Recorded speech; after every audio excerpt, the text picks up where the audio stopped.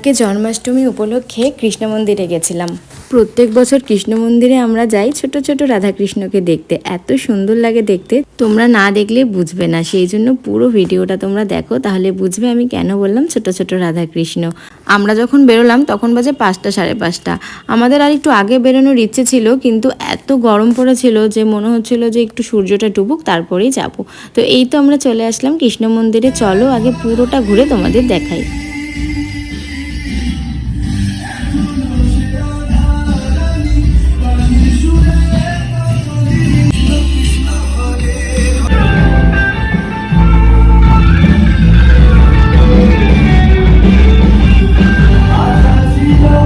এখানে আসলে না মনটা ভীষণ শান্তি শান্তি লাগে। আগে যখন স্কুলে পড়তাম, আমাদের স্কুলের সামনেই তো কৃষ্ণ মন্দিরটা, তখন প্রায়ই আসতাম। স্কুল থেকে ছুটি হওয়ার পরেই একবার ঘুরে তারপরে যেতাম। আর এখন বছরে একবার আসি মাত্র। জন্মাষ্টমীর দিন কৃষ্ণ মন্দিরকে এত সুন্দর করে সাজানো হয়, মনে হয় মন ভরে দেখতে থাকি।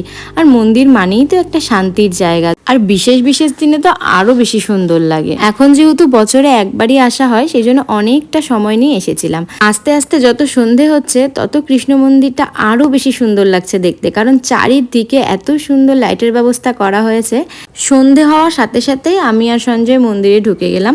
আমি আগে থেকেই ঠাকুরের জন্য ভোগ আর ধূপকাঠি নিয়ে এসেছিলাম। তো আমি ধূপকাঠি জ্বালিয়ে আমি এইভাবে করে, আমাকে ঠাকুরমশাই বলল 5 বার প্রদক্ষিণ করতে। তো আমি 5 বার এভাবে মন্দির প্রদক্ষিণ করে নিলাম। তো আমার পরে সঞ্জয় করবে। এখন আস্তে আস্তে করে লোক আসা শুরু হয়েছে। আর এই যে দেখো, প্রথম কৃষ্ণকে আমি দেখলাম, দিয়া সাজিয়ে নিয়ে এসেছে ওর মেয়েকে।